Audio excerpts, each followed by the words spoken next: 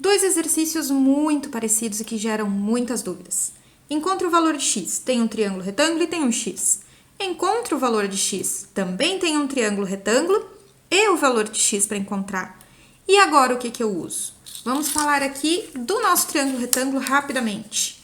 Triângulo retângulo, aquele que tem o ângulo reto, então, sempre. Esse ângulozinho aqui marcado por esse símbolo, tá? 90 graus. O que eu posso encontrar num triângulo retângulo assim? Eu sei que oposto ao ângulo reto, eu sempre tenho a nossa hipotenusa, tá? Hipotenusa. Aqui oposto ao ângulo reto. Quem são esses outros dois caras aqui? São os catetos. Ok? Então, para começar a identificar ele, primeira coisa, oposto ao ângulo reto, hipotenusa. Os outros dois lados, catetos. Para esse carinha aqui, nós temos teorema de Pitágoras, hipotenusa ao quadrado igual a 1 dos catetos ao quadrado mais o outro. E aí, a gente faz só aquela identificação que tem lá em cima. A gente sabe, primeira coisa, hipotenusa. Segundo, os outros dois são catetos. Prof, faz diferença onde eu coloco aqui cada um dos catetos? Não, a gente está adicionando, não vai mudar nada. Razões trigonométricas também são do nosso triângulo retângulo, mas reparem a diferença. Até aqui, ó, a gente tinha só o ângulo de 90 marcado. Agora a gente tem um outro ângulo. O que a gente vai fazer? Vamos identificar primeiro o que a gente precisa identificar. A primeira sempre é hipotenusa. Então, tá aqui a nossa hipotenusa. O que acontece agora? Eu tenho aqui um cateto e aqui outro cateto, normalmente. Só que agora a gente está trabalhando com os ângulos. E para trabalhar com os ângulos, a gente tem um deles aqui. Então, primeiro identifiquei a hipotenusa. Depois, eu vou identificar o cateto oposto. Por que o oposto primeiro? Porque adjacente é um nome feio e difícil de pensar nele. Então, o oposto a gente sabe que é uma coisa que está do outro lado, oposta àquilo ali. Então, se o meu ângulo está marcado aqui, cateto oposto está do lado de lá. Então, aqui, oposto. Então, sempre façam nessa ordem, hipotenusa, cateto oposto e, por último, quem sobra é o cateto adjacente, tá? Para poder usar as formulazinhas de seno, cosseno e tangente, que vocês já devem conhecer, tá? Professora, se o meu ângulo tivesse do outro lado, ia ficar a mesma coisa? Não. Se o ângulo fosse aqui, aquele lá seria o cateto oposto e esse seria o adjacente. Então, tenham bastante atenção que em cada exercício é diferente para identificar. Vamos voltar lá no nosso exercício. Agora a pergunta é, prof, o que eu uso aqui nesse triângulo? Vejam bem, ele só tem o ângulo reto e dois ângulos aqui desconhecidos. Ele não menciona esses ângulos. Então, o que a gente vai fazer? Não precisa usar nada de ângulo. Então, a gente fica no mais simples, que é o nosso teorema de Pitágoras. Então, vamos lá. Eu vou ter o quê? Primeira que eu identifico sempre. Hipotenusa. Então, hipotenusa aqui. Não estou falando de ângulos. Estou só trabalhando com os lados. Então, eu sei que os outros dois são catetos. Então, só tem que saber que eles são catetos. E agora, montar a conta.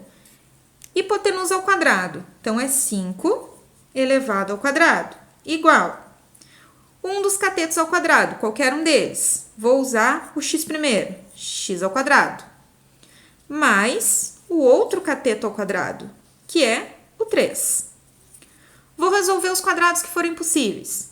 Lembrem que elevar ao quadrado quer dizer que eu vou fazer a base vezes ela 2 vezes. É 5 vezes 5. O pessoal erra muito isso. 25 igual x ao quadrado mais 3 ao quadrado quer dizer que eu vou fazer 3 vezes 3. Então, vai dar 9.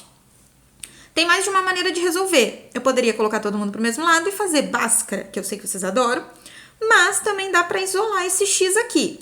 Como é que eu vou isolar ele? Eu quero deixar ele sozinho. Então, eu vou deixar o 25.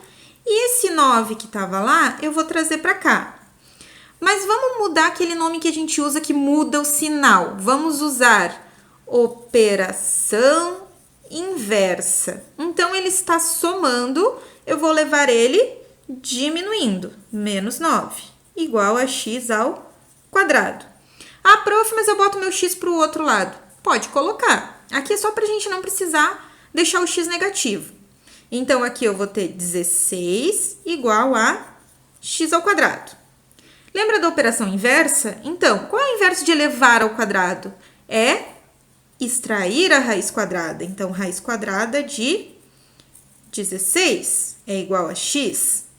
Ou seja, a raiz quadrada de 16, o número que eu faço, ele vezes ele que dá 16, é 4, igual a x. Aí alguns vão se perguntar, mas não poderia ser menos 4? Nesse caso não, porque a gente está trabalhando com medida. E a gente não trabalha com medida negativa. Aí vamos para o outro exemplo. Encontre o valor de x. Bom, agora eu tenho o ângulo, eu vou usar ele. Então, eu vou usar as minhas razões trigonométricas. Como é que eu vou fazer isso? Primeiro, eu vou identificar quem eu conheço aqui dentro. Então, primeiro, sempre, oposto ao ângulo reto é a minha hipotenusa. Não posso deixar de colocar a hipotenusa. Depois, eu vou olhar para o meu ângulo e vou achar o cateto oposto. Cateto oposto. Depois, por último, quem sobrou é o meu cateto adjacente. Então, tá, cateto adjacente.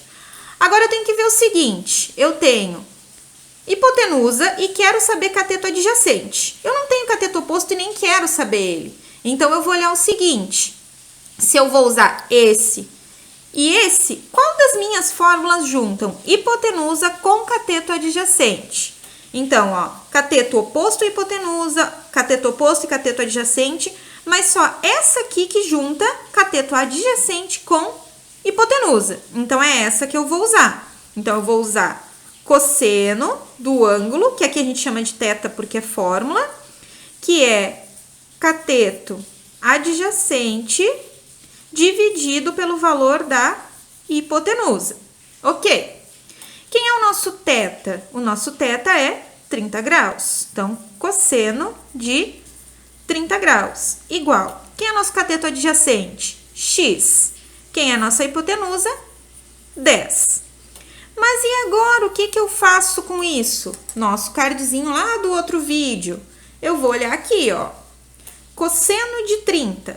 Então, eu vou vir aqui. Cosseno de 30. Raiz de 3 sobre 2. E aí, eu vou colocar aqui. No lugar de tudo isso, eu vou trocar por raiz de 3 sobre 2.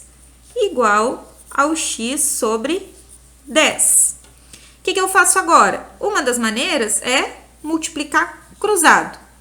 Então, eu vou fazer 10 vezes raiz de 3 e 2 vezes x. Vou pôr aqui 2 vezes x, que é 2x, igual a 10 vezes raiz de 3.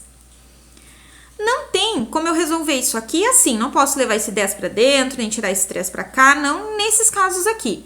Então, o que eu posso fazer? Quero isolar meu x. Então, x igual a 10 raiz de 3 dividido, olha, a operação inversa. Ó, daqui para cá de novo. Operação inversa. É bom pensar assim que a gente não erra sinal, porque aqui não vai mexer em sinal, né? Ele está multiplicando, ele vai ir dividindo. Eu consigo dividir esses dois aqui. Como eu só tenho vezes e divisão, não tenho nem mais nem menos, eu posso fazer 10 dividido por 2, 5, raiz de 3. E aí, acabaria assim. Posso também usar a aproximação da raiz de 3 e fazer essa multiplicação, mas a maioria dos exercícios acaba assim, tá bem?